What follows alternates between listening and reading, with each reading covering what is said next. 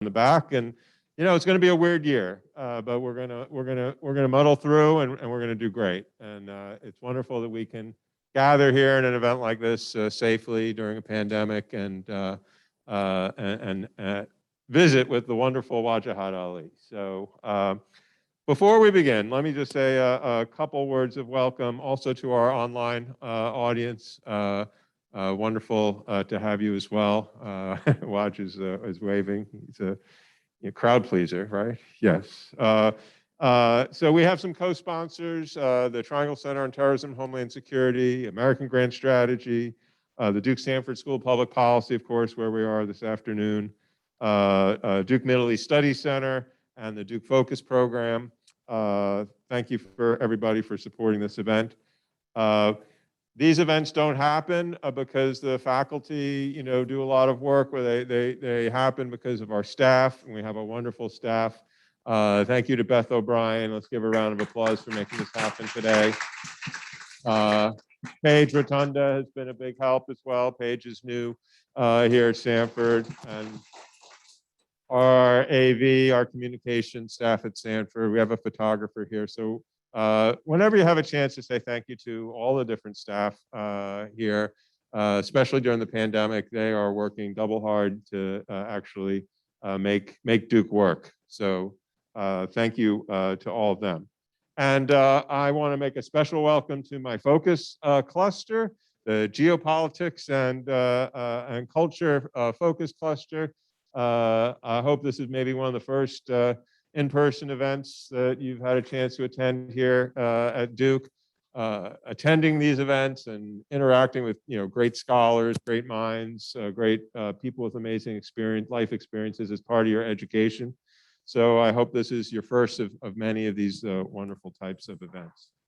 Now, the person sitting to my right, not politically necessarily, but physically to my right, he is an author of both books and plays, playwright, a political commentator, TV pundit,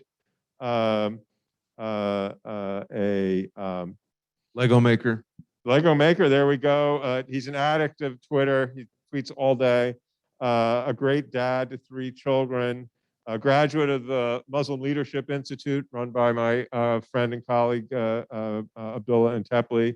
He's a Golden State Warriors fan. But the most important thing, and the reason why I had him here today, is he's the speaker of hard truths.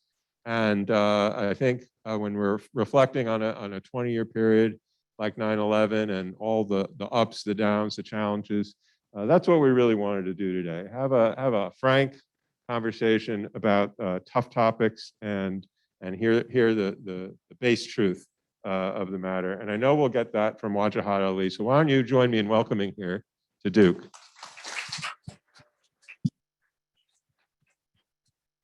Hello. Hello, everyone. This is the first time I'm seeing human beings in a classroom in 2.5 years. I've been quarantined because we have an immunosuppressed daughter, but I could not resist to come back to Duke University for the first time in several years. Abdullah was the first one to invite me. I think in 2012, when I was younger, I had hair, hope, dreams.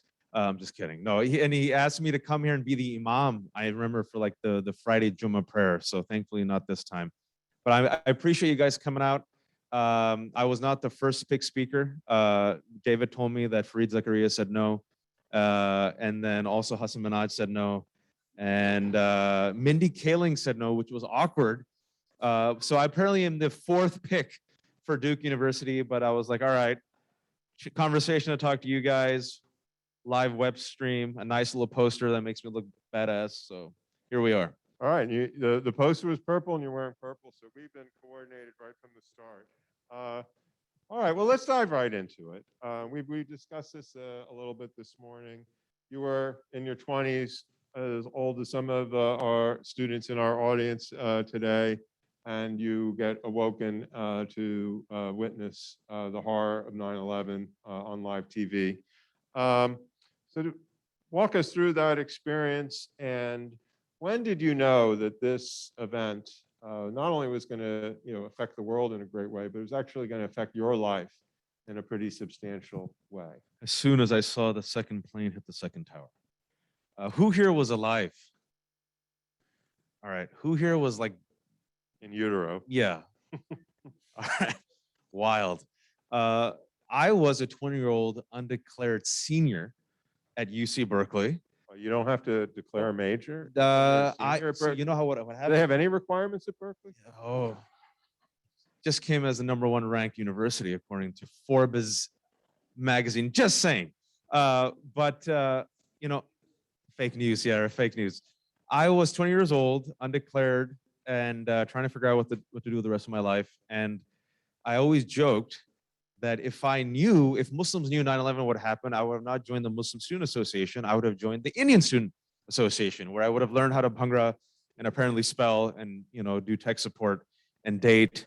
But unfortunately, I joined the Muslim Student Association, FML, and I was one of the 5 student leaders. So 9/11 happens. I'm in my pajamas in Berkeley, and we see the second plane hit the second tower. Now, before that, we were, like most of us, thinking maybe there was a mishap. Maybe the pilot had a heart attack. This makes no sense. Once you saw the second plane hit, that's when we realized this was coordinated. And then we did what I call the minority prayer. And people of color do this prayer where we ask, please God, don't let it be a Muslim or a person of color. Now, this is not because we want ill will on our white allies and brethren. It's because you realize in America that if a white person does it, all of whiteness is not investigated or held as suspect or interrogated or convicted. When it's a person of color, you become a suspect, your people become a suspect, and you have to apologize for the violent actions done by violent criminals you've never met in your entire life. Mind you, I'm 20 years old, and as soon as I saw the second tower get hit, and the scroll at the bottom said potential terror suspect Osama bin Laden, Al Qaeda, I closed my eyes and I saw the next 10 years. I had like a vision. And the next, you feel like you look back and you romanticize a bit, but really I closed my eyes and I just saw it. Being a student of history, 20-year-old at an excellent university, UC Berkeley, knowing how America has hazed collectively other groups. And I realized our bloodlust would be insatiable. There would be war. We would overreact. And those who are Muslim and Muslimi would get hazed. And I remember I opened my eyes and I told my roommate, Essen, we're going to have to do a lot of work. And immediately after that moment, we got to work. And because, look, everyone says, oh, you guys, you're the generation who lives in the shadow of 9/11. You've heard about that, right? You grew up in the shadow of 9/11. Well, the people who really experienced it were the 9/11 like first responders and the people in the building and the New Yorkers, right? But it's like kind of like an atom bomb. It's like the damage spreads out. And just like that, even though I was at UC Berkeley, 20 years old, the son of Pakistani Muslim immigrants, 9/11, the 2 towers were brought down by 19 foreign hijackers, 15 of who were from Saudi Arabia, 2 from UAE, 1 from Lebanon, 1 from Egypt. Pakistan is not in that equation, correct? America is not in that equation, correct? Didn't matter. Anyone who looked Muslimi from that point on was a suspect. And so FML again, whose email address was on the Muslim Student Association website of UC Berkeley? Mine, because my roommate, who was a webmaster, decided to make me the media liaison. So who gets all the hate mails from that day blaming me for the terror attacks or blaming us? And mind you, I'm 20 years old. I'm trying to figure out my major. No one gave us training. We just got Fareed Zakaria as a Muslim representative, right? And he says that I was like the Muslim guy at Newsweek, and they chose me. We didn't have Mehdi Hassan, Amna Nawaz. We didn't have Riz Ahmed, Hassan Minaj. We didn't have Keith Ellison, Ilhan Omar, right? So you didn't really have that many mentors or peers or cultural creators. I'm 20 years old. No one trained me. And then overnight, I had to be a cultural ambassador of 1.7 billion people and 1,400 years of Islamic civilization. And on the drop of time, I had to be an expert on Islam, Quran, the Prophet Muhammad, Sharia, Hamas, Hakim Olajuwon, like Bollywood, like everything, like literally everything. And if I messed up, not only would I be indicted, but all those people who looked Muslimi in this thing called the Muslim world would be indicted, convicted, and sentenced by a nameless judge, jury, and executioner who would always hold our patriotism and loyalty as suspect. And from that moment to this moment, you had to play the condemnathon game of condemning violent actions done by violent criminals you've never met. And so that was kind of the climate that we were thrust into automatically. And we had Muslim women in California wearing hijab who were calling us, should I go to campus? I'm afraid. Then we had to do like, we're 20 years old, we're 19 years old. We played NBA 2K, all right? We're dorks who played NBA 2K and drank chai and wanted pretty girls to look at us, and they never did. So we played more NBA 2K. We don't know what we were doing.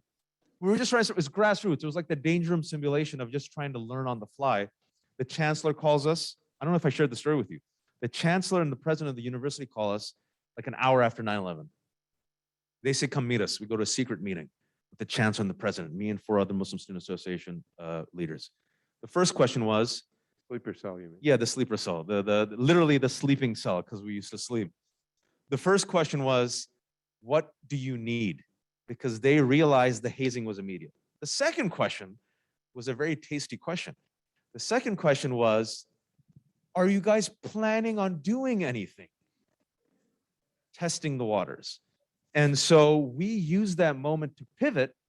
And I love a good Trojan horse. And I'm like, if they've taken so much proactive interest, let's use the community's resources and do proactive outreach. And so 3 days after 9/11 happened on a Tuesday. For those of you who know anything about Muslims, we do Jummah. Jummah means Friday. It's like our version of Sunday Mass, but on Friday, prayer, right? So we said, let's do an open Jummah, the first open Jummah of any university. People need prayer, people need healing, but people also are now interested in this thing called Islam and Muslims that apparently has just popped up, like CRT. Too soon? My bad.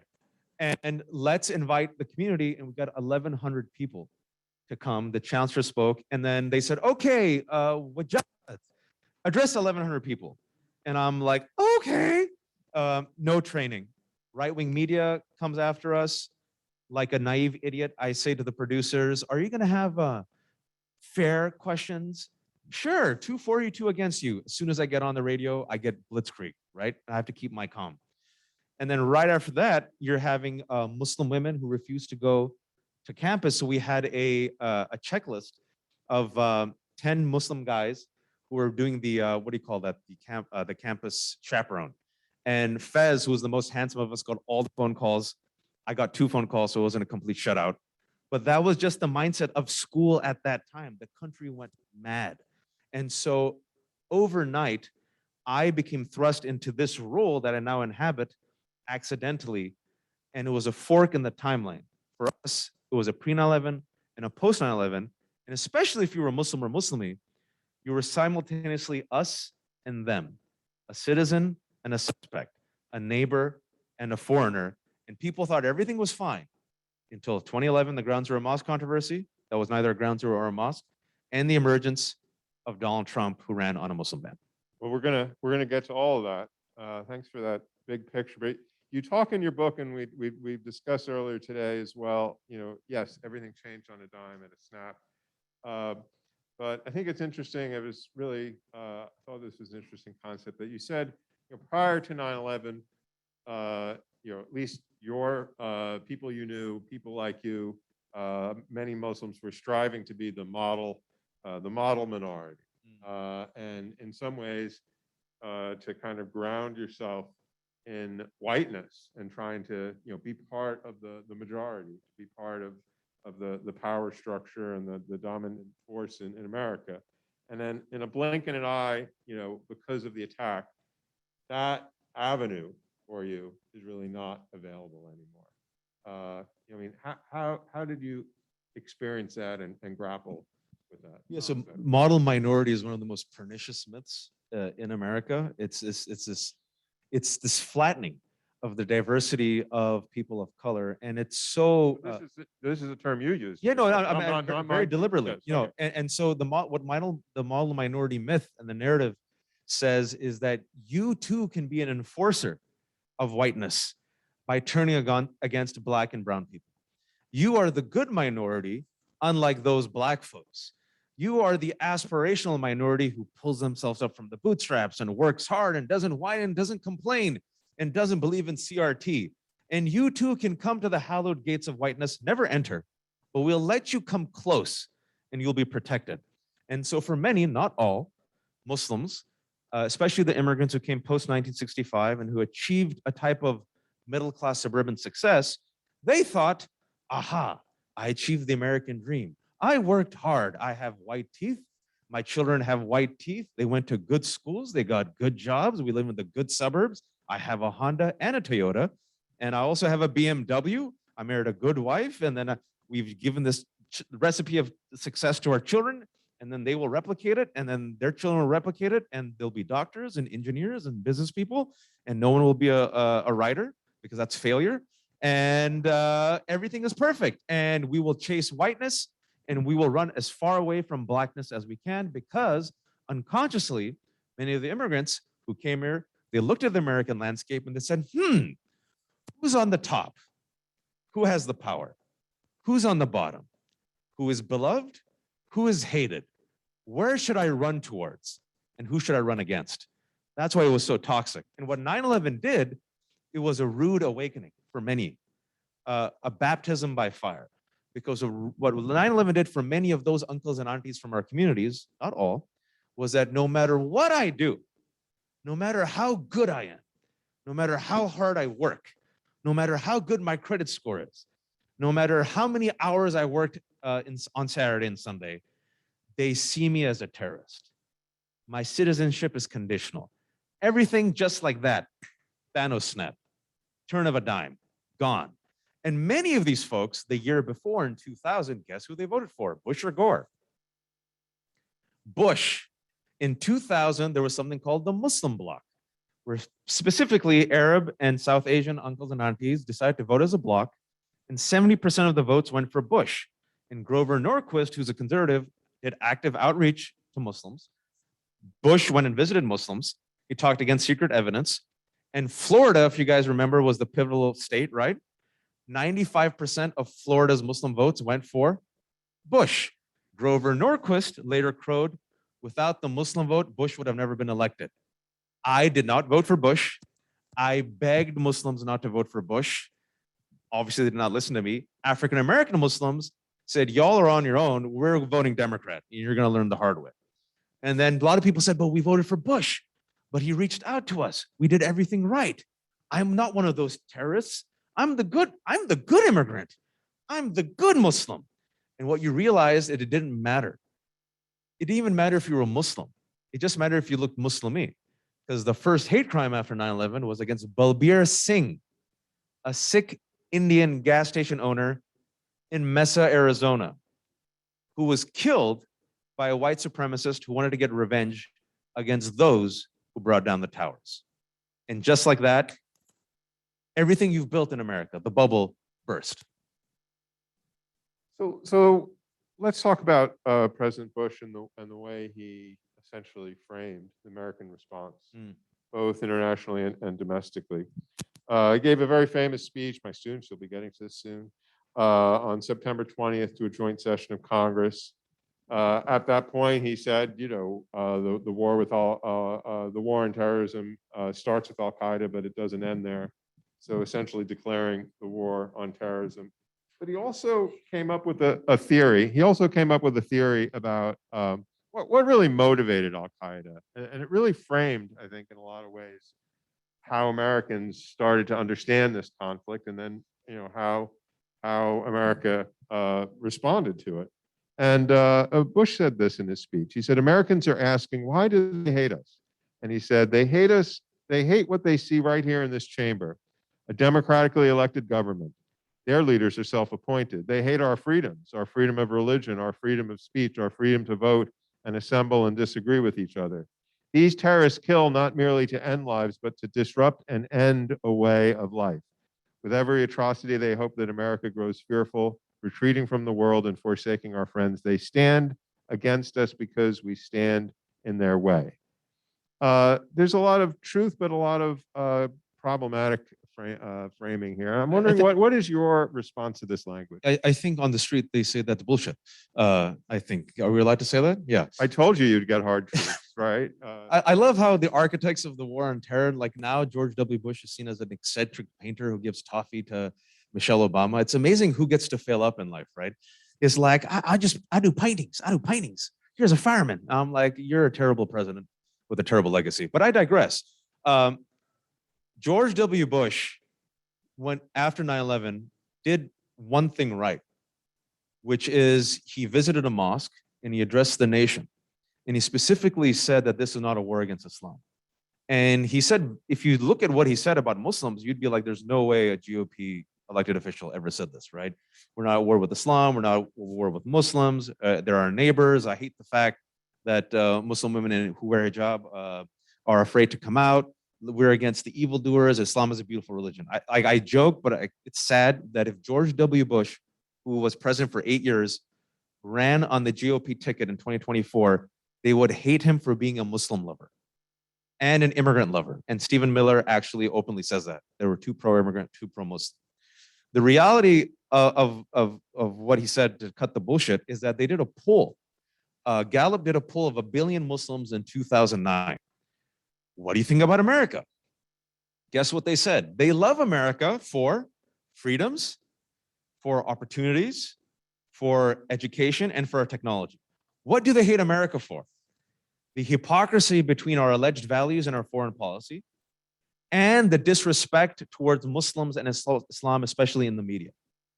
And so it's very hard for— And that was all Muslims. That wasn't the extremists. Yeah. So the violent extremists believe that even more. Yeah, exactly. And so what Osama bin Laden, I know we're going to talk about this, what bin Laden and the extremists at that time, they weren't stupid.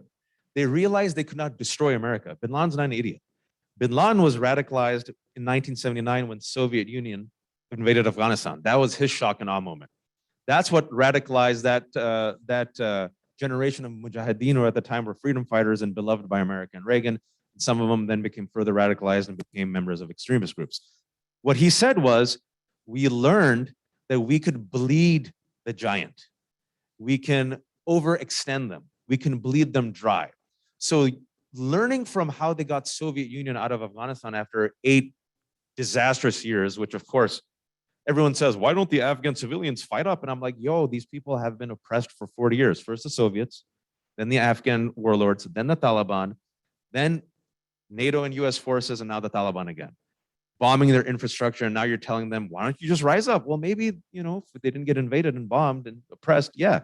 So Osama bin Laden said, what we'll do to America is we'll bleed America. We'll do a shock and awe moment that'll show that America is vulnerable, that the giant can be bled and cut, and we'll go after economic symbols.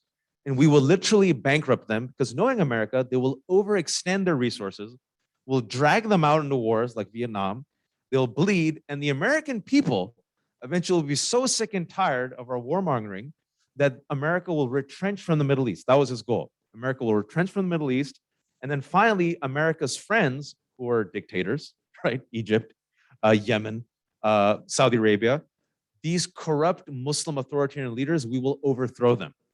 And that was his ultimate goal. He failed in those goals, but where I argue he succeeded is that he baited America into a self-destructive war that has left us weaker and more divided. So in a way, this might be a bold statement, did bin Laden win? I think in a way he did. In fact, if you have to look at the winners of the war on terror, if there is such a thing as a winner, the original winners, in my opinion, are the original architects, the neocons, every single one who failed up. George W. Bush is now seen as an eccentric painter. No one went to jail. The defense contractors who made insane amount of money. The Taliban waited them out, came back more diplomatic, more savvy, flush with opium money, and violent extremists. And hundreds of thousands of people died. And are we safer and more secure? I would argue, no. So thinking back to, the day you were watching the TV, Al-Qaeda had attacked and committed mass murder inside the United States. And Bush said to the Taliban, turn them over. Who knows what would have happened if they had? They didn't.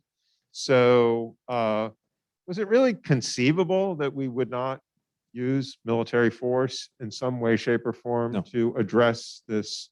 And under international law, America certainly had a right to defend itself. So if the war on terror has been an absolute failure and a strategic blunder in our half, what then ought to America have done after being attacked 20 years ago, 2 days from now? I want to push back against the fact that we needed a military invasion of Afghanistan to achieve what we had, because, what Taliban, and I'm not going to be, Taliban did harbor Al Qaeda. It's still harboring Al Qaeda. It's an extremist entity, hateful. They're not going to moderate, in my opinion. They're just savvier at how they hide it. They demanded evidence. They said, if you prove to us evidence that Osama bin Laden, Al Qaeda was complicit in 9/11, and you do an international trial, then sure, we'll give him over to you, right? What we did was says, no, we don't want any trial. We have the evidence. You're harboring him. Give him over, or else. So then there was the or else. We go in. I think America, and just knowing America and knowing that you and I were alive at that time, the temperature, the anger, the rage, the pain, the confusion, America was going to flex with the military might. So you go into Afghanistan. You go into Afghanistan and you have this moment, this one moment where Osama bin Laden was right there in the caves. They knew it, our intelligence knew it, and inexplicably, what happened? Didn't go. They let him go. Inexplicably. No one to this day understands why. Tommy Franks, you were telling me, said he didn't want to put in the soldiers, but he was right there. They could see him. They're like, he's in that cave right there. Imagine that moment if you could take the DeLorean back with those minimal forces, with that strategic goal of getting bin Laden. You go get bin Laden, dead or alive. You bring him back. America's bloodless is satiated. We have the architect of not only 9/11, but also the attack in Sudan, the attack in Yemen against the USS Cole, right? Al-Qaeda would have been weakened, splintered. You would not have to have gone all in Afghanistan and removed Taliban. And number two, there is no excuse whatsoever for America's folly into Iraq. Because again, of the 19 foreign hijackers, ladies and gentlemen, 15 from Saudi Arabia, 2 from UAE, 1 from Lebanon, 1 from Egypt. I did not mention Afghanistan or Iraq. And they were already planning to go in Iraq based on the project of New American Century, the new neocons, who wanted an excuse to go into Iraq. And then the pivot to Iraq based upon faulty evidence, which Colin Powell, I think to this day, regrets going in front of the world. You remember that, the vial of anthrax. They said that there were weapons of mass destruction on mobile laboratories. I don't know if you guys know this. And we were sold this fake evidence. And then Hans Blix of the United Nations says, just give us time. We're going to be in Iraq. We have found no evidence. And then we, United States, did a preemptive strike. And Bush, using the big stick of America, what did he say? You're either with us or you're with the terrorists. And so then our allies got dragged into this needless war. Tony Blair, he was called Bush's poodle, right? I think there should be like a new rule that any architect and cheerleader and supporter of the war should probably just stay quiet for the next 2 days. But unfortunately, they're on TV. And I would love to see an op-ed, which I've not seen yet, why I was wrong. Wouldn't you guys like to see that? But they all failed up. Every single person failed up. It's awesome. Whiteness is awesome. Too soon? My bad. That's what I would have done. And so this disastrous war, right? Not a lot of people say, wow, you can say that as a Monday morning quarterback. No, I was a 20-year-old college student at UC Berkeley. I did not have insider knowledge. I was not in DC. I had the internets. I knew, and millions of people around the world knew that this would be a disaster that would end in this way. So if you see footage of protest all around the world, that was us protesting this. But we did not have access to the gatekeepers who are creating the policy.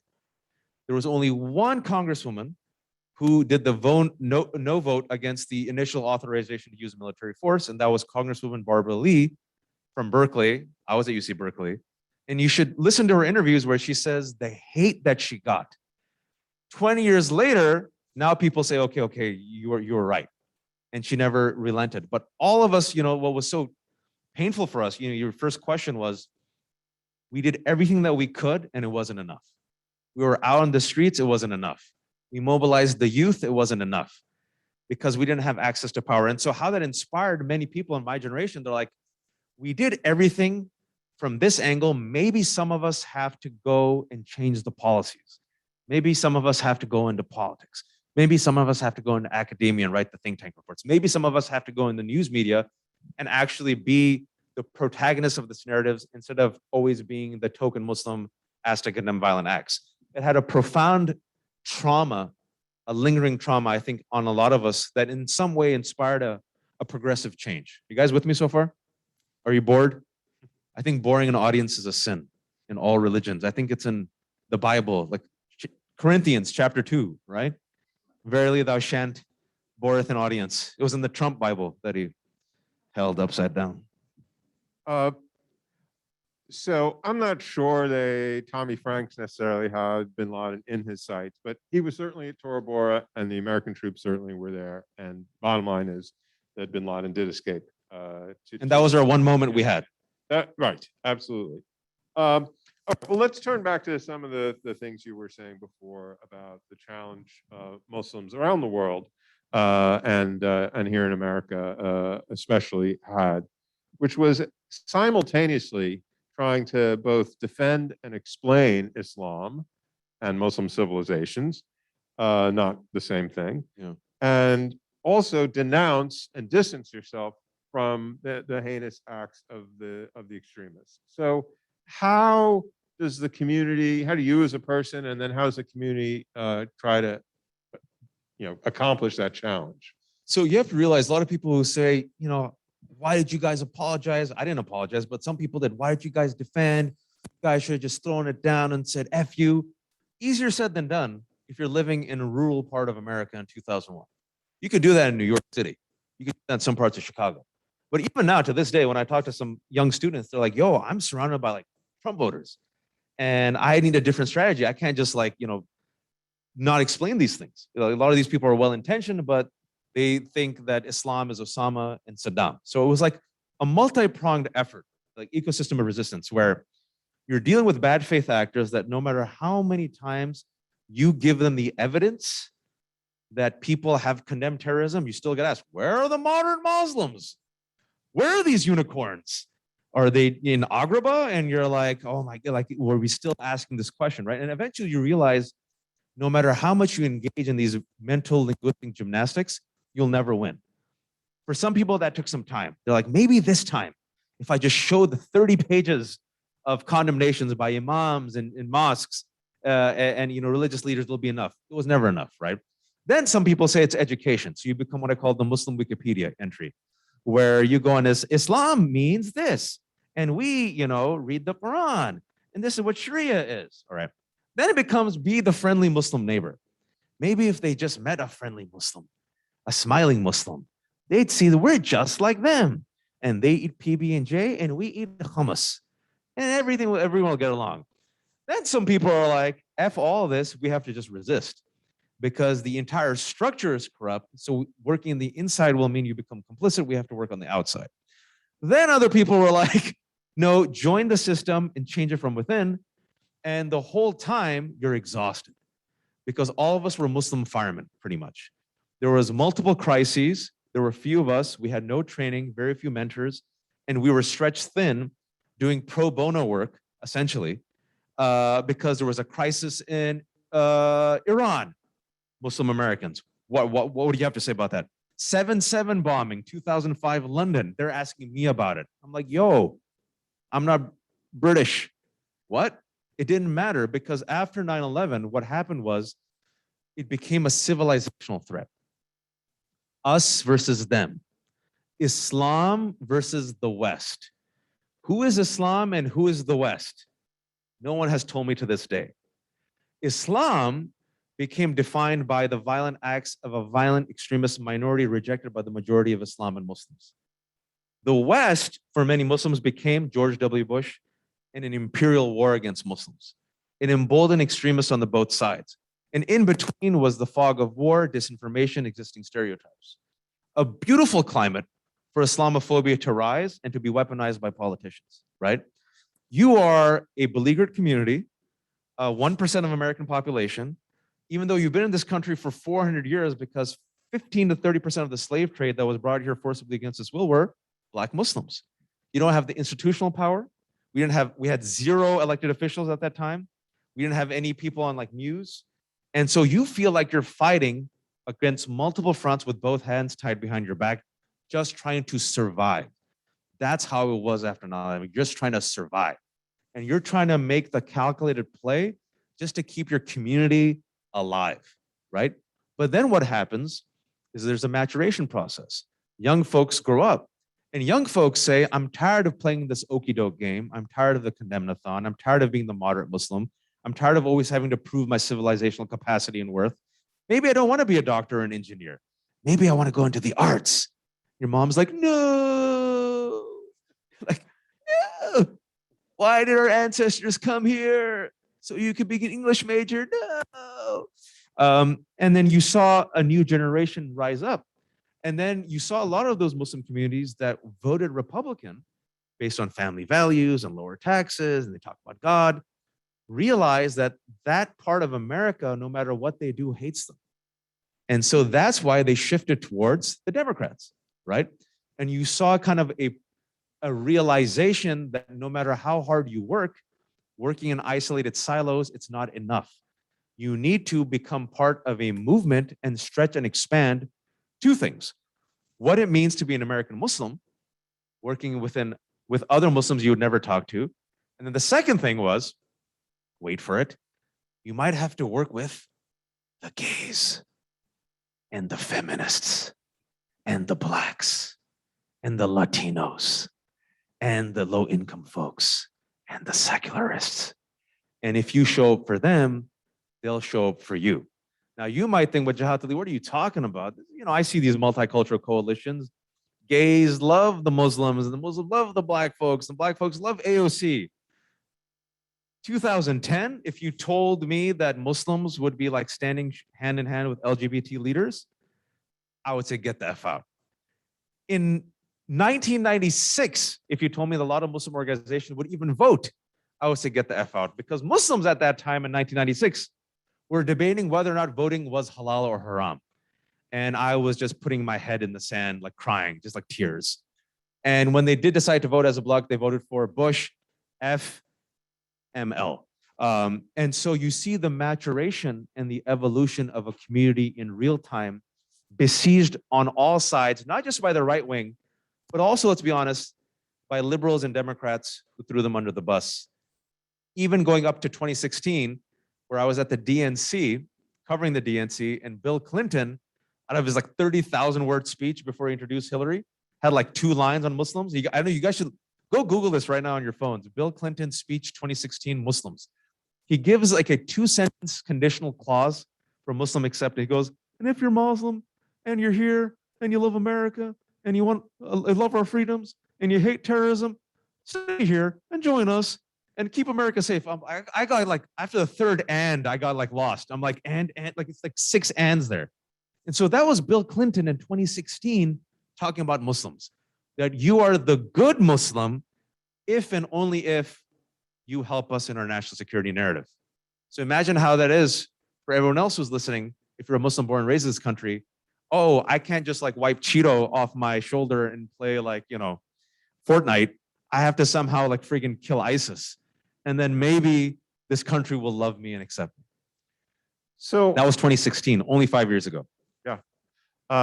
Got 2 more questions, and then we're going to turn to the audience and give you a chance to talk to Wajahat. I guess we don't have. Do we have a roaming microphone, or we're just stand up and talk? Okay, that's fine. And if we can't hear online, I'll try to repeat the questions. But I wanted to talk a little bit about, and we were bringing it up today, the whole controversy that about the so-called 9/11 mosque, because it came back into play. You know, it's the 20th anniversary, but it also came back into play because the Anti-Defamation League apologized, and it was a small incident in this 20-year saga, but a very telling one, and I think in some ways we discussed maybe more pivotal than we realized. But when this controversy happened, and there was just an outcry against the building of a Islamic community center a couple blocks from 9/11, my colleague Ibrahim Musa, who I have a tremendous amount of respect for, and I think he would have agreed with almost everything you said on U.S. foreign policy, Except, well, no, all right. I don't know. I For the mic think to I think he agreed back then that he foresaw disaster in Afghanistan and Pakistan. He said this. He said, post 9/11, many people asked Muslims to apologize for 9/11. I adamantly refused.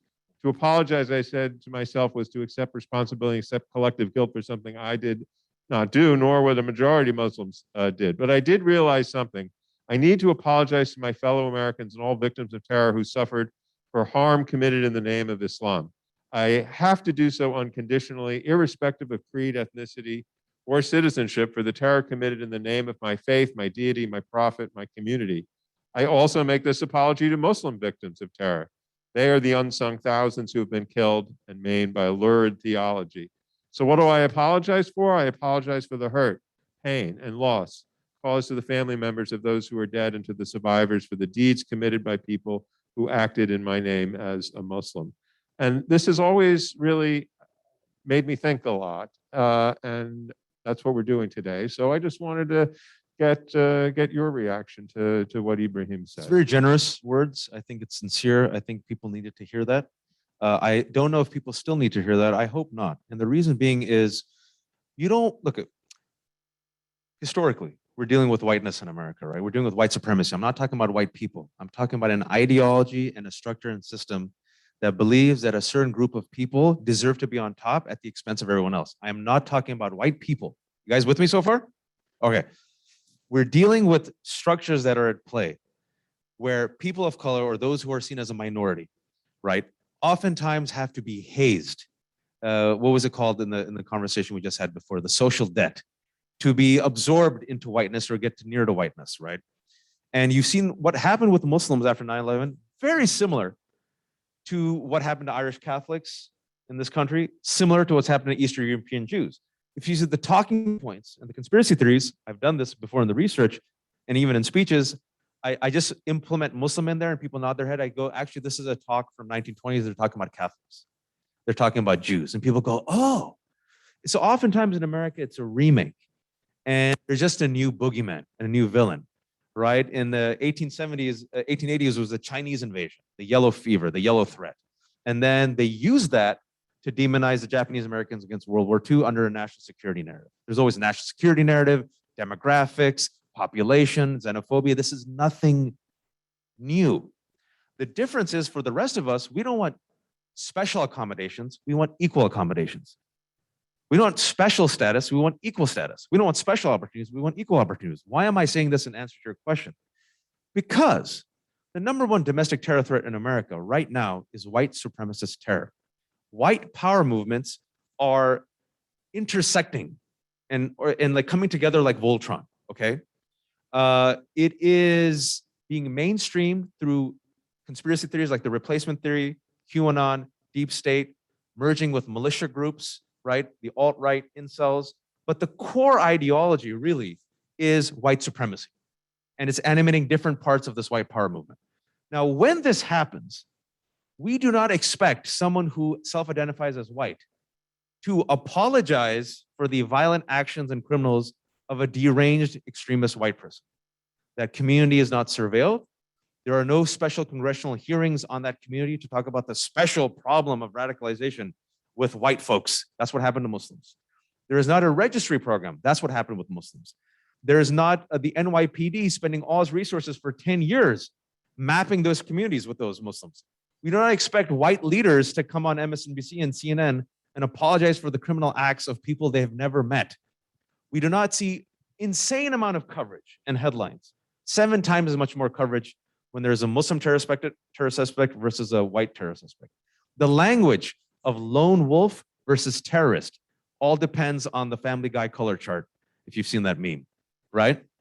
And so I think we're now to that evolved space 20 years later, where I no longer have to make this argument, where we were like making this argument for 10 years and many of our white allies just didn't pick up the ball.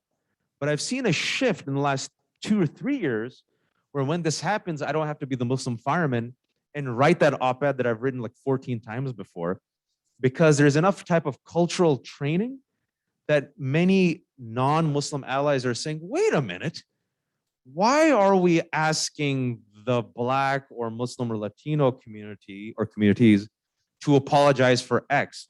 Wait a minute, look at the photo they chose of the QAnon radicalized father who speared his 2 daughters 2 weeks ago. You guys follow this? The story in San Diego, the guy who was radicalized by QAnon and thought his 2 daughters were infected with the demon seed because his wife got possessed by the demon. So he speared them and buried them and came back and admitted this. And the photos they chose of him with like him smiling, and were like, yet a black woman who was arrested for drug possession does not get that type of treatment, right? So I'm at that position now, at the age of 40, 20 years on. I have done the dance. I have done the Cirque du Soleil gymnastics. When you needed me to be the apologist, I try not to apologize, but it's looking at the community who I was talking to, you know, the moderate Muslim, the nice Muslim, the explaining Muslim, the Wikipedia Muslim, the Perry Mason Muslim, the Muslim fireman. I'm at that point now where I'm like, no, enough. It's been 20 years. And we need to have a new conversation, new rules, and we have to center the people who were marginalized and excised and villainized and hear their version of the story so we get a more complete picture. And that's what America needs, is to keep expanding and stretching our narratives to include protagonists who look like me as equal co-protagonists of the American narrative. I hope I was able to answer your question. It's a beautiful answer. And my last question, so please get your questions ready. There's a lot of ground to cover, but the title of this talk was actually, what did bin Laden do to America? And I wanted to end there and give you a chance. Do you think there's a direct line between 9/11, what happened in 9/11, and kind of some of the dysfunctions, deep dysfunctions that we're seeing in America today? A very deeply divided society, this growth in right-wing violent extremism, which you mentioned that we saw on January 6th, and some erosion in our democratic institutions. I don't think we can put the entirety of the weight of that on 9/11, but what do you think? How do you think 9/11 contributed to it? Or maybe you think there is a direct line between the two. 9/11 happened. It revealed to us in the world that we are vulnerable. It revealed our worst anxieties. When you're in power and you have privilege, you're blind oftentimes to the abuses of those power, right? Listen, this is just a short time after we had won the Great Cold War, yeah, of course, and we were the unipolar power. And how can a bunch of hijackers take our 2 planes into our 2 symbols of economic growth and progress, the World Trade Center and the Pentagon? The enemy is within. We're not as strong as we thought. We're not as secure as we thought. We haven't won. Fukuyama was wrong. This is not like the end of history. Oh my God, it was a great X-ray at all of our insecurities, at our hubris, at our unwillingness to learn from our past mistakes, such as Vietnam, of the behemoth that is a military-industrial complex, on how this country turns on a dime on many of its people of color and treats them as suspects, how we didn't engage really in a meaningful way dealing with representation, how people thought we lived in a post-racial society just because Obama was elected. Nope. How people in this country are voluntarily willing to give up their freedom just to feel free, not be free, to feel free, and how we are always willing to sacrifice the freedoms and civil liberties of the marginalized for the feeling of safety. How we fed the military-industrial complex that created these super soldiers that 20 years later you all saw on the streets of Portland being used against white suburban moms who came out to protest the murder of George Floyd. Surveillance laws that were used against American citizens. You know, the legal fiction that was used to sanction torture. Enemy combatants in Guantanamo, fuel the engines of war. The architects all got fed, right? And yet, look, after 20 years, what happened? It revealed our weaknesses. You know, we're more divided as a country. The Islamophobia that was able to flourish was able to align itself with xenophobia, anti-Black racism, misogyny. And now there is this nexus of the enemy, which is not just Muslims, but the undocumented immigrant, the caravan. And who was on the caravan in 2018? You guys remember? Mexicans, undocumented immigrants, terrorists, Middle Easterners, right? The villain that's replacing us is not just Muslims. It was Muslims for the New Zealand terrorist, but it was Hispanics, the El Paso terrorist, but it was Jews for Robert Bowers in Pittsburgh. All of them using the same talking points, the same replacement theory. The villain was all of us. And that's why I kept trying to tell people for 10 years is that you guys are okay with it right now because it's just the Muslims. But this train doesn't stop in America. It's going to be Muslims, those who look Muslimy, African Americans, undocumented, LGBT, feminists, and Jews. And when I said this to Jews right before Trump was elected in the summer, they were like, no, it can't be us. I'm like, just wait for it. And in that week, coincidentally, that's when Melania Trump and a lot of the Trump voters started going after Jewish reporters and with the anti-Semitic tropes, right? And so two things. What did Trump run on in 2016? What was his first ad? The wall? And anyone else? The Muslim man. That's it. Obama. What gave Trump his entry into the conservative politics? Birther conspiracy. He might be a Kenyan Muslim, and he might not be an American. 2011, Ground Zero Mosque controversy right before the midterm elections that got a lot of people elected. Anti-Sharia threat. People are like, oh shit, we have to be scared of Sharia. What's Sharia? Just like CRT, right? And I did an article where I showed, it's a recent article of the Daily Beast, the same infrastructure that they used to manufacture the anti-Sharia threat right before the midterm 2010 elections, going off on the war on terror narrative to win seats in 2010 and 2012, same blueprint used for CRT, exact same blueprint. And now you go to 2016, how the ghosts of 9/11 haunt us, the conservative paper that we were talking about earlier. What did a conservative activist anonymously at that time, that article that got mainstreamed say? The 2016 election is the Flight 93 election. We have to charge the cockpit or die.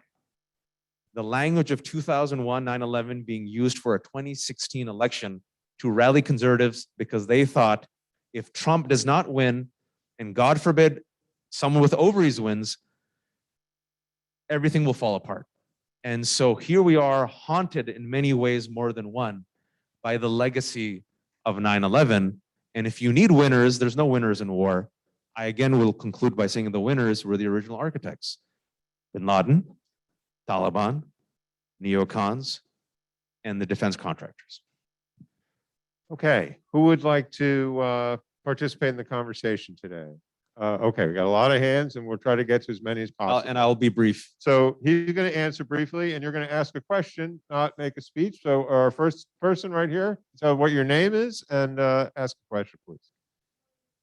Sure, and keep your mask on, but try to project as much as you can through the mask.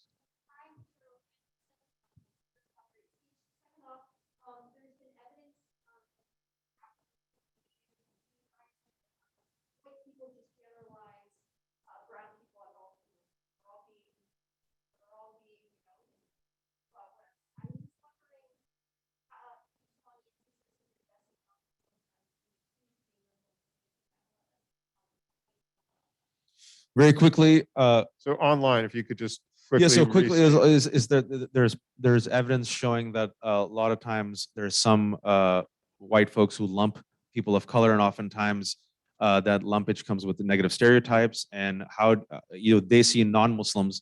Have they experienced it? Very quickly, Sikh Americans. Sikh Americans have been in the center of violence and Islamophobia, even though they're not Muslims, because they look Muslimy. And the Sikh community, the Sikh communities after 9/11 have really faced a lot of hate and assault. Originally now, just to show you the maturation of communities, what happened was, it's like you need dark humor here.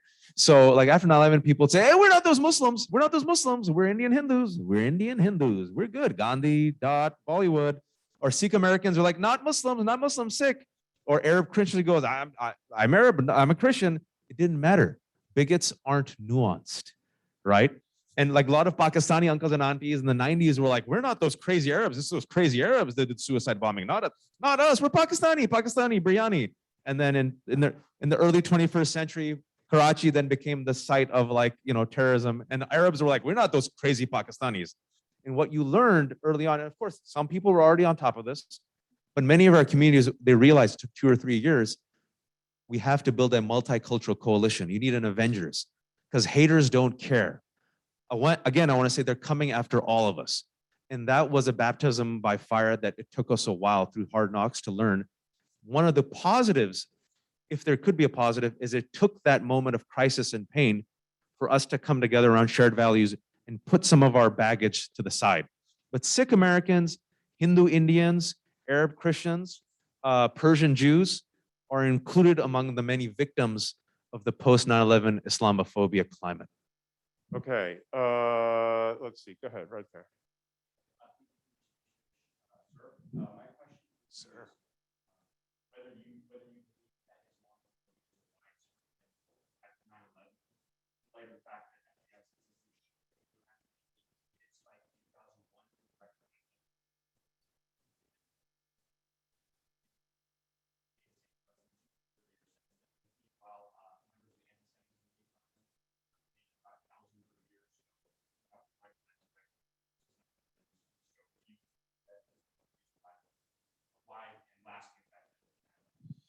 Yes, I don't. It's you should not, in my opinion. This is my take. See them as mutually exclusive. You should see them within their own ecosystem, because wherever there's anti-Semitism in America, usually there's a lot of Islamophobia, and where there's Islamophobia, there's anti-Semitism. The replacement theory, which is a conspiracy theory that was literally originated in America by white supremacists and then exported. We export good things and bad things to Europe. Says that Jews are part of an international cabal, a nerve center that is specifically using Muslims, people of color, Black folks, and immigrants of color to weaken the white race in Europe and America. And specifically, that plays on old anti-Semitic tropes, right? The protocols of the Elders Design, nothing new here. And so when people say, oh, you have to talk about anti-Semitism more, no, you have to talk about Islamophobia more, I sit there like crying. I'm like, this is divide and conquer tactics. What you should be talking about is Islamophobia, anti-Semitism, anti-Black racism, anti-undocumented immigrant xenophobia, and anti-LGBT and anti-feminism. Because if you step back and you're seeing the unifying force behind the conspiracy theories that are hurting our communities, it's the same conspiracy theory, right? When it looks at Islamophobia, a lot of people say, you Muslims, this is what happened. Can we do real talk? This is what you get when you're a person of color. You darkies are always whining and complaining. You darkies just need to shut up and work hard. Listen, darkie, I voted for Obama once. All right. I love the Beyonce. I eat taco with my hands. I have an Asian girlfriend. Just stop whining.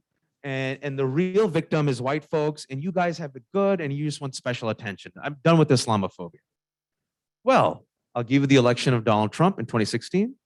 I'll give you literally Judge Jeanine Pirro in 2020 using Ilhan Omar's hijab to scare her audience about the threat of Sharia taking over. I don't care if you like Ilhan Omar or not. Just look at how they use Ilhan Omar and equate her to 9/11. To this day in 2022 America, without 2021, without any penalty. And so Islamophobia has become mainstreamed in conservative circles. It has. You could get elected off it. You don't have to apologize. Within some center-left circles, we're seeing allies show up. You see anti-Semitism in America, unfortunately, always at a consistent high. The problem is with anti-Semitism, a lot of people think that Jews have influence and power as a minority, as like the most influential minority, or a minority that's made it. And they sometimes ignore of the anti-Semitism that exists within America, oftentimes mainstreamed by, again, those same right-wing people who weaponize anti-Semitism to attack liberals and Muslims while they're promoting anti-Semitism. Does this make sense? Like, we really care about anti-Semitism, but by the way, we're perfectly fine with Paul Gosar being white supremacist. How dare Ilhan Omar say that thing about Israel? But by the way, I'm going to be perfectly fine promoting the replacement theory. But I really care about anti-Semitism, right? And so it's a divide and conquer tactic. Huh? No, I'm not saying you, but I'm saying in general, my lesson here is for some folks to not fall into that trap. It's very easy. And I would recommend just stepping back for a second and realizing that Thanos is coming after all our communities. I hope I was able to answer your question. Okay, let's get another question. And the folks who are in the focus, you are going to get a chance to talk to him later. So give a chance to. And I wasn't implying that you thought that. Okay, in the back. Yes. Nice and Hi. loud. You're going to have to shout. Stand up.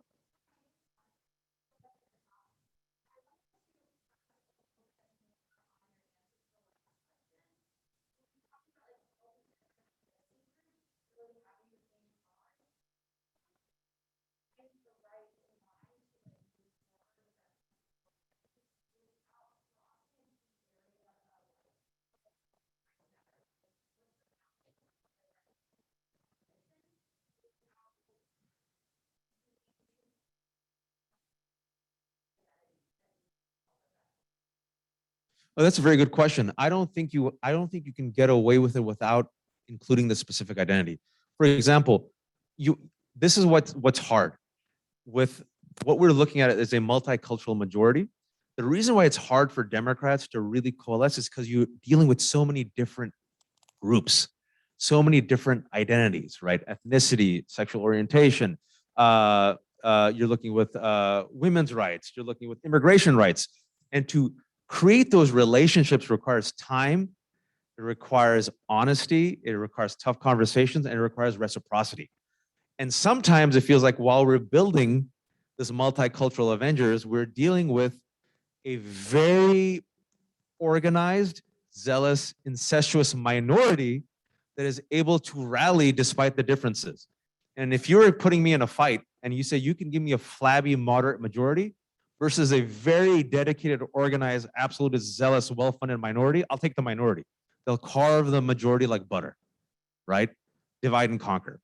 And so it's a problem within this liberal coalition is how do you stitch together the left, the center left, the moderate right, where everyone can bring their own truths and holds those truths, but at the same time, you can unite around something. And so what is that something? And so that something is something that right now, I think the Biden administration and Democrats and our allies are trying to figure out what it should be. And I think it's these big picture ideas of, is America a big tent country where all of our children will have the right to survive and live freely? Does America believe in some concept of democracy? Do we believe in equal representation? If you believe in diversity, why are you afraid of a potential Muslim president? Cannot a trans kid have a right to freedom? Cannot a white kid from the Rust Belt have a right to freedom and life and security? Cannot a Latino kid have a right to freedom, right? It's like the basic stuff. And I think it's one of those things where, this is my take on it, the more you get outside of your cocoons and bubbles and reach out into certain groups and try to find something to hold on to, right? And this is where I get into a lot of trouble because I go off the reservation sometimes and talk to groups where people say, how dare you talk to that person? How dare did you talk to that Zionist Jew, Wajahat, right? You know, you're supposed to build solidarity with me. And I'm like, if I can align myself in America with certain individuals who are willing to fight for that democracy and that vision of America, as we are witnessing what's happening on January 6th, and it didn't end after January 6th, by the way, that was just a sneak preview, then yes, I'm willing to build that coalition. But you have to bring people around it. You have to put in the time. You have to bring the reciprocity. You need to have the difficult conversations. And my recommendation is you can't just park all the conversation all the time. To have that conversation, you need to build trust. And then you need to have those tough conversations. And then there are moments where, what does allyship mean? Sometimes it means showing up and shutting up and letting that group lead. And then sometimes it means that group who you helped shows up for you and you lead. I hope I was able to answer your question. It's a tough big picture question, but it's a multicultural coalition. There's no other way to do it.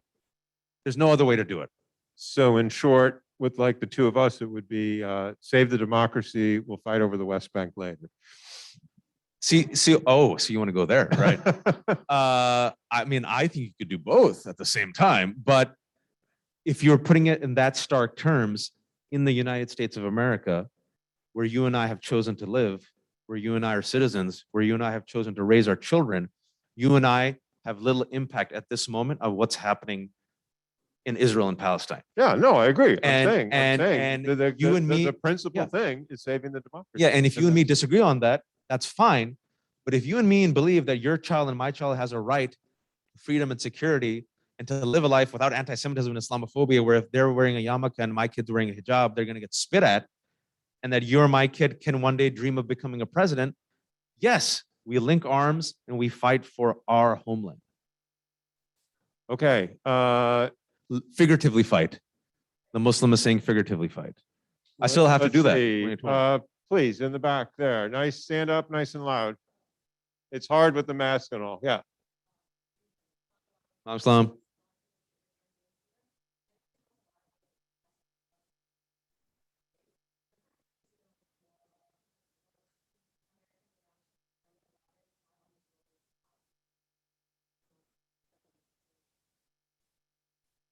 So I could tell you the interesting thing is when I so what was the impact of 9/11 on the global South and Middle East, right?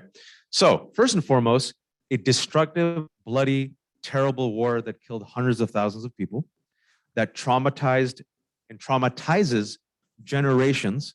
Just because troops left doesn't mean the war stopped. The decimation of infrastructure and a lot of bright minds, people who are injured, the proliferation of a military industrial complex that sends drone strikes, the emboldening of violent extremists, and you know, you guys, again, I know I saw the hands go up, but what we were promised by the Bush administration is democracy will bloom in the Middle East. They will welcome us as liberators. They will thank us, right? And if we do the preemptive strike and we topple Saddam and Taliban, you will see that like the good majority will rise up and see us as their allies. That did not happen. If anything, they see us as oppressors, right? Imperialists. But even despite all the bloodshed and the pain and the fact that US helps our friends, those friends are Mohammed bin Salman, right? And other dictators who literally crush any hope of democracy and freedom and women's rights, you still see the people willing to differentiate between US foreign policy and American people. Does that make sense?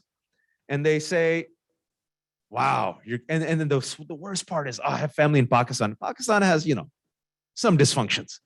In Pakistan, my family in Pakistan was praying for us in 2017. And they're like, yo, we're doing dua for America. You guys need it. I'm like, yo, when Pakistanis are praying for you, that's like, so many challenges they have, right? And so with coronavirus pandemic, they're praying for us. Can you imagine that? And so in a way, that post 9/11 climate, we have injured ourselves. We've injured our own reputation. And then when you see Afghanistan, I'm glad Biden left. I believe, and this is where liberals get angry at me, that we could have left better. The planning should have been better.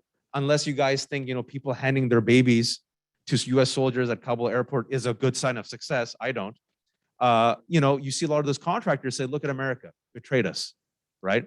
So it makes us seem weaker. And so the sad part is when I go now and travel, the last time I went to Singapore, is people didn't see America really as the shining beacon. They saw it as the fading beacon. Does that make sense? They're like, oh yeah, America, you could go there, but that's 20th century. The future is East. And they look at us with pity, and they still love us. We're still a superpower. People will still love to come and get a visa to visit. But it's one of those situations where you see the schisms that are happening in America. And I'll give you one quick example. I know we have 5 more minutes. The Muslim ban. The Muslim ban happened, and people are like, yo, it's like, does your country hate Muslims? Like, how do you live there? But then they also saw a diverse coalition of people on their own without any planning show up to the airports across the nation welcoming Muslims. So I told my friends, I said, look, this is also America. And we're fighting for this America right now. And so people mostly are rooting for us. They're rooting for, if you will, the moral arc to bend towards those who are fighting for this type of America, because they realize the impact America still has on the world as a superpower. See what I'm saying? And they realize that if the wrong person comes in, the detrimental impact it has not only on them, but also on immigration policy, economy, and Islam and Muslims. So they're, believe it or not, despite all of it, they're still rooting for us. to get our shit straight. Inshallah, willing.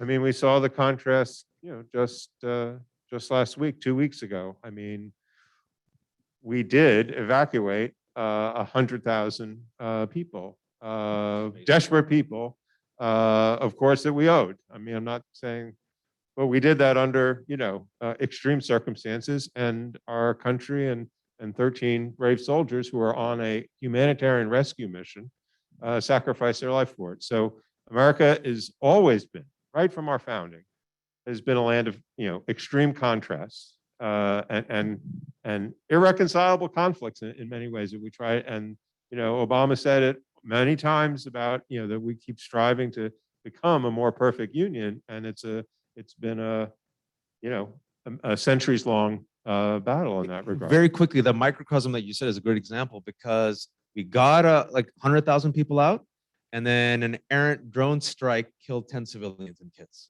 And there's a bunch of people, even conservatives, say welcome Afghan refugees, and then you have Tucker Carlson saying that liberals are using Afghans to replace the white majority. And that's the battle. And that battle is at a fever pitch right now. I think we have time for one or two more, and then we're going to have to adjourn. So go ahead, Ash.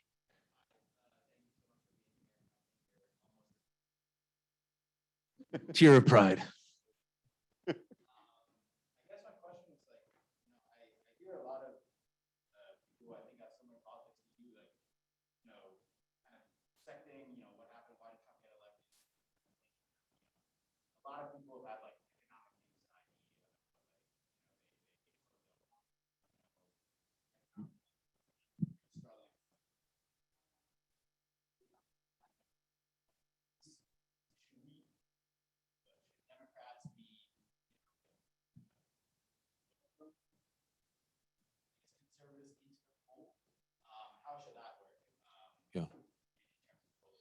So I know we right in his sweet spot. Okay, so I know we have 2 minutes. So economic anxiety is a narrative that I hope dies 1,000 deaths, but I feel like it'll be resurrected like Mike Myers and Freddy Krueger. Every single sober academic study that has been done on this narrative has revealed it to be bunk. The number one motivating force for Trump voters, not the only motivating force, the number one motivating force for Trump voters was cultural anxiety. Specifically, the fact that they're being replaced. This is no longer their country. They can't get ahead. This country no longer looks like them. Trump played into it. Again and again and again, it is predominantly cultural anxiety. Those people who made underneath $50,000, they voted for? No. Biden and Clinton, okay? When it comes to the second question, and the reason why as a journalist, as a commentator, as a reporter, if you saw me on CNN, I kept saying it. I wasn't the only one. People of color got it. Because you have to do your job of reporting and doing commentary, but also your lived experience of being from that community. And we're like, yo, trust us. You can say the word racism. And there was like this game of taboo where they would say anything except white supremacy or racism. Like they'll say economic anxiety, racial flare-up. I'm like, what's a racial flare-up? And what's the medicine for a racial flare-up, right? Like, what's the over-the-counter, like whitewash or something? Like, racial trip-up. He had a racial flare-up today. But he's not racist. He can't be racist. No. Our avoidance in this country, like our knee-jerk avoidance to talk about the issue that matters at the end of the day, the dark heart of white supremacy that animates so much of our narratives, right? That we're unwilling to give up, that we're unwilling to expose and dissect. When it comes to the second part, you win elections by adding, not by subtracting. So if Democrats can get conservatives. I'll give you one quick example. And this goes to my point about the multicultural coalition, which some people might disagree with. Liz Cheney was the number 3 ranking Republican congresswoman. Her name is Liz Cheney. She voted 95% of the time with Trump. The one time she broke was, violent insurrections to cancel a legitimate democracy is a bad thing. As a result of saying that, she is enemy number 1 and vomited out of the GOP. To create this bipartisan investigation of the January 6th insurrection, the House wanted some Republicans. They could only get 2, Liz Cheney and Adam Kinzinger, right? If Liz Cheney is uniting with you for democracy and saying violent insurrections are bad, and she can bring some conservatives who will be conservatives, who are Republicans, but are horrified by the modern Republican Party, are you willing to hold your nose and say, I disagree with you on literally 95% of things? But if you are my ally in this and willing to save democracy, I'm willing to join with you. I say yes. And the data shows that is the way we save this democracy. You need a big tent, and you need to bring in some of those folks who are willing to unite with you on those big shared values. And if that gets you a win, if that helps save democracy, if that gives you slight advantage in Georgia, where which was grassroots activism by Black women mainly, but I'm talking about the margin was so tight, right? If that sliver gets you that win in Nevada and Arizona and Georgia in 2022 with all the voter suppression, I'll take it. Why wouldn't you? And if you're not compromising your values, and in this case, I don't think you are. But if you say, I'll align with you on these two big issues, come as you are, let's fight for democracy. Welcome. We'll do a special team up. All right, I am afraid we've run out of our time with Wajahat Ali. I can tell from your enthusiasm, your hands, and the wide eyes that you really enjoyed your time with him. So let's give him a big round of applause for it.